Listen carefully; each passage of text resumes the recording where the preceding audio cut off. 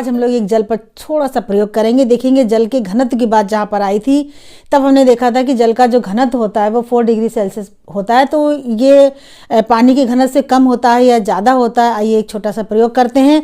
यहाँ पर देखिए ये बर्फ़ रखी हुई है बाउल में और ये ग्लास में पानी है जो आधे से थोड़ा ज़्यादा है।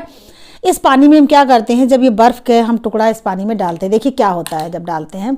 ये देखिए हमने गिलास में ये बर्फ़ का टुकड़ा डाल दिया और ये झट से ऊपर आ जाता है, यानी ये डूबता नहीं है। जबकि ये वैसे है तो ये भारी है लेकिन ये डूब नहीं रहा है। ये देखिए हमने दूसरा भी डाल के देखा तो ये भी जल के ऊपर आ जाता है।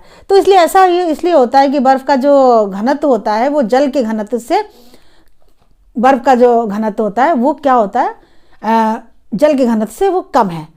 इसीलिए जो बर्फ़ का जो आयतन जो होता है वो बढ़ जाता है और इसी कारण जो बर्फ़ जो है वो ऊपर आ जाती है। आपने देखा होगा कि सर्दियों में जब बहुत ज़्यादा ठंड पड़ती है तो ठंडे जो प्रदेश होते हैं जहाँ पे 0 डिग्री सेल्सियस से भी नीचे ताप चला जाता है, जब नलों में पानी आने वाला होता है वो क्या होता है, ठंडा होने लगता है। और कभी पानी वो होता है अपने आयतन जैसे जब उसका बढ़ जाता है तो क्या होता है वो जम जाता है और जब जमने लगता है तो नल या पाइप जो होता है वो फट जाता है। यानी जो जल का घनत्व है 4 डिग्री सेल्सियस ताप पर सबसे अधिकतम होता है। तो जब ताप गिरने से क्या होता है, नलों में आने वाला पानी भी ठंडा होकर जब जमने लगता है और पानी जमने से क्या होगा, फिर उसका आयतन जो होता है वो बढ़ जाता है जिससे जल या पाइप फट जाता है।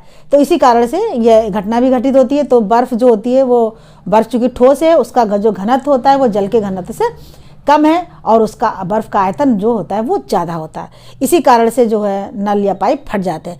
तो बच्चों आज आप समझ गए होंगे कि जल का घनत्व तो जब पानी के घनत्व से कम होता है, आयतन बड़ा होता है, तो ये घटना भी होती है पाइप का फट जाना। और आप देख रहे हैं कि बर्फ़ का जो ये टुकड़ा है वो जल में तैर रहा है।